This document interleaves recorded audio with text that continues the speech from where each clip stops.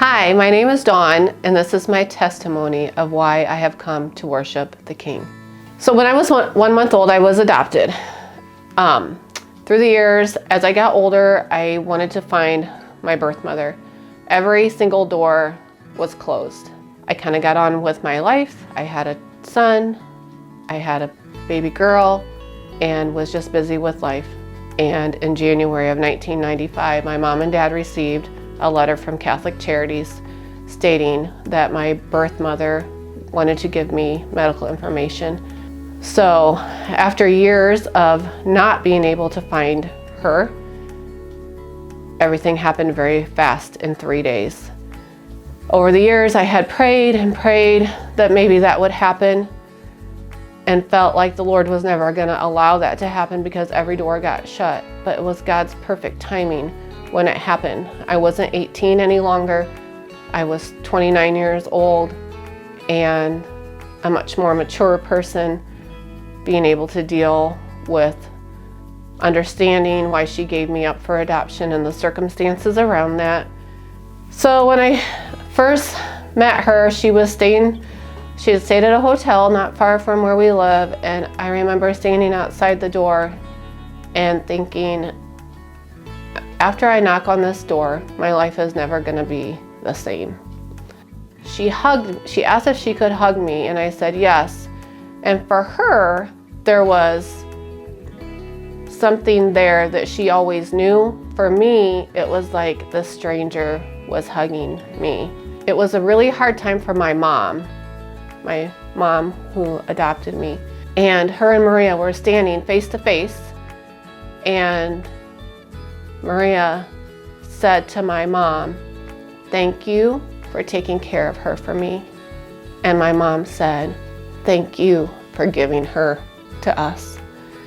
And it was just really a moment of two women who shared this daughter. So Maria, who's my birth mom, she got lung cancer. I went out to California to stay with her for 5 days. The last day that I was there, she had made it upstairs to her bedroom, and I crawled in bed with her, and I asked her if I could pray with her. And she said yes. And she wasn't a believer, and so I crawled in bed with her, and I prayed. Or before she passed away, I had written a letter of salvation to her. She had quit speaking after I left. And her friend said that she would ask her, "Do you want me to read Dawn's letter to you?" And even though she wasn't speaking, she would nod her head yes. And she read that letter of salvation to her over and over again. Maria and I's first moment together was her as a 19-year-old girl, lying in a hospital bed alone, giving birth to me. That was our first intimate moment together. And our last intimate moment together was her and I laying in bed together, and me holding her hand and praying over her. But I know through my life that prayer has been important to me, and that was modeled because this one woman gave me two parents who knew who Jesus was, and grandparents who loved the Lord and modeled prayer to me. If she wouldn't have done that, I don't know where I would be today. I don't know if I would have a relationship with Jesus. So as the Lord was so faithful in my adoption story, He has also been faithful in the story of my family. Currently, Frank and I are praying that our children will come back to the Lord, and sometimes I get so frustrated and I think, "Lord, why are you not doing this?" Like, I know just in the snap of your fingers, you could just bring them right back to you. And I also think about my grandma and grandpa's years of praying for my dad.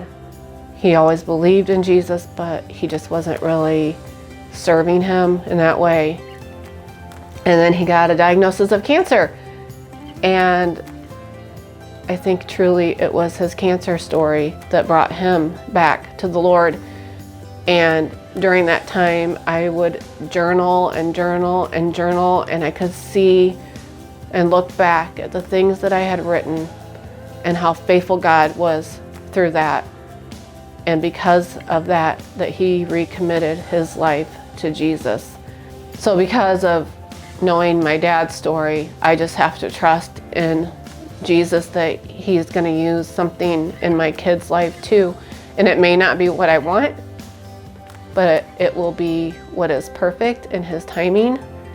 But it seems like there's just so many moments that I'll just say, Lord, I just put a knot in that rope that I can just hang on to that knot and just like give me just one more climb up. And it seems like when I surrender myself in prayer, he always throws me that rope to hang on to. So throughout my whole life, I've seen the faithfulness of God, and sometimes I've been waiting and praying, but that is why I continually come to the feet of Jesus and worship him.